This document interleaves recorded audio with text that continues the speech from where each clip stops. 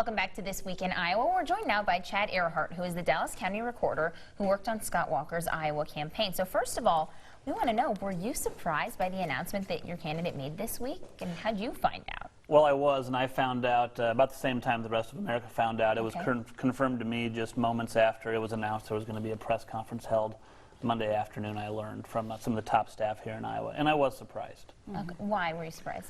Well, you know, Governor Walker has been saying for a long time this race was a marathon, not a sprint.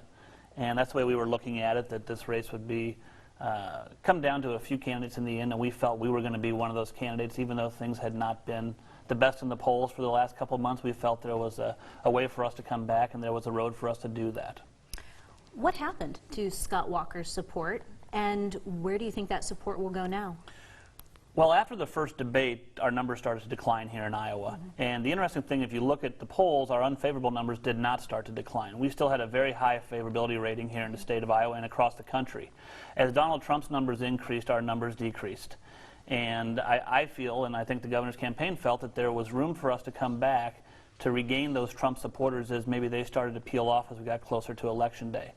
The sad fact of it in politics is if you don't have the money to continue, you can't. And the campaign was seeing a hit in their fundraising as the first debate happened and we didn't have the best performance, and then the second debate happened and we hardly had any airtime in the second debate. We saw another hit in our fundraising, and it was hard to get a word in edgewise when 24-hour news media was talking about Donald Trump all the time.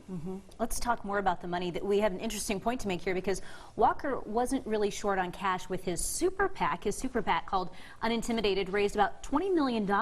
We do have a statement from the PAC spokesperson saying they are winding down their efforts and they will return remaining resources to supporters. But $20 million, that's a big chunk of change, but by law they can't coordinate with the campaign. So that's the key, right? That is the key, and it would have been illegal for the campaign to coordinate with the PAC. Of course, that wasn't happening, and $20 million is a lot of money. That would have been a great help to the governor as his campaign moved forward in Iowa, but unfortunately, he was out of funds in his campaign and just couldn't go on. So who do you support next? Well, that's a good question. I've had, by 5 o'clock on Monday, I had 7 campaigns contact me.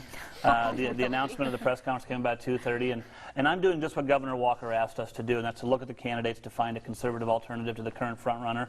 And I'm going through that deliberative process, re-examining the candidates that are out there, and hope to be making a decision where I want to go real soon. You and the rest of the Walker supporters, right? Absolutely. All right, Chad, thank you so much for You being bet. here. Thanks for having me. Coming up next.